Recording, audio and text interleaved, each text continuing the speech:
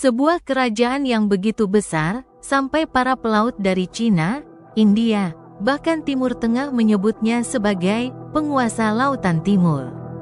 Sebuah kerajaan yang gak cuma kaya raya, tapi juga pusat ilmu, pusat agama, dan pusat perdagangan dunia kuno. Namanya Sriwijaya. Tapi yang menarik, sampai hari ini kita nggak pernah benar-benar tahu siapa raja terkuat yang pernah memimpin kerajaan ini.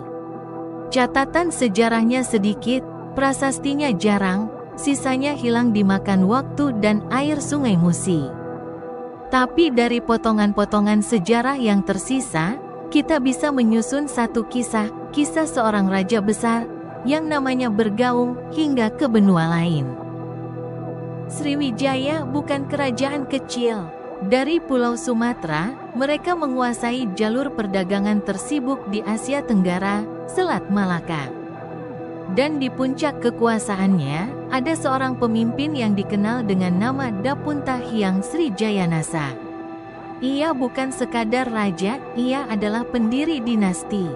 Orang pertama yang memulai ekspansi besar Sriwijaya. Prasasti Kedukan Bukit mencatat bahwa sang raja memimpin sebuah ekspedisi suci. Bukan untuk perang saja, tapi untuk membangun kejayaan dan kesejahteraan. Bayangin seorang raja meninggalkan istana, memimpin ribuan pasukan dan pendeta, berlayar melewati sungai, rawa, dan hutan. Demi membangun kerajaan maritim terbesar di Asia Tenggara. Yang bikin sang raja luar biasa adalah cara dia memimpin, bukan lewat daratan, tapi lewat lautan. Saat kerajaan lain fokus memperluas wilayah lewat perang darat, Sriwijaya fokus menguasai pelabuhan, pulau-pulau kecil, dan jalur perdagangan. Raja Sriwijaya paham satu hal penting, barang siapa menguasai lautan, ia menguasai dunia. Dan Sriwijaya pun melakukannya. Kapal-kapalnya melintasi Samudra Hindia, sampai ke India, China, dan Teluk Persia. Pedagang dari seluruh dunia datang ke pelabuhan mereka karena hanya Sriwijaya yang bisa menjamin keamanan jalur laut. Ibaratnya, Sriwijaya adalah bandara internasionalnya zaman kuno. Semua kapal mampir, bayar pajak, lalu melanjutkan perjalanan. Dari situlah kekayaan Sriwijaya mengalir deras ke istana dan rakyatnya.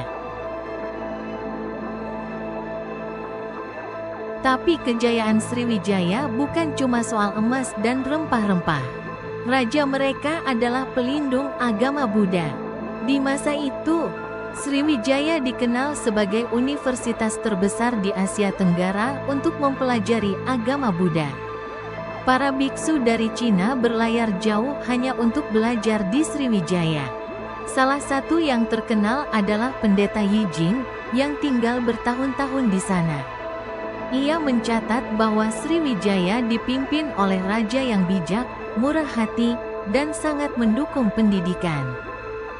Dalam catatannya, Yijing menulis, di Sriwijaya, seorang pelajar dapat tinggal selama 1 atau 2 tahun untuk mempelajari tata bahasa dan ilmu dasar. Sebelum melanjutkan perjalanan ke India. Bayangin, kerajaan di Indonesia pernah jadi pusat pendidikan internasional.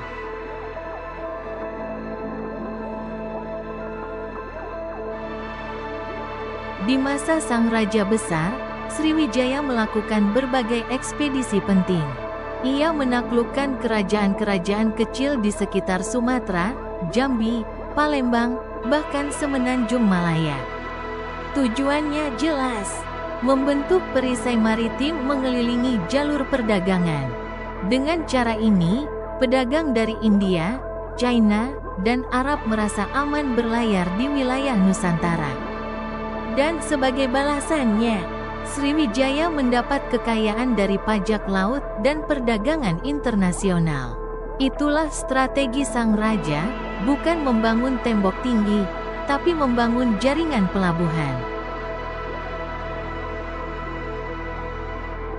Di masa kejayaannya, Sriwijaya menguasai Sumatera, Semenanjung Malaya, Thailand Selatan, Selat Malaka, Jawa bagian barat, Brunei, sebagian Kalimantan luasnya bukan main.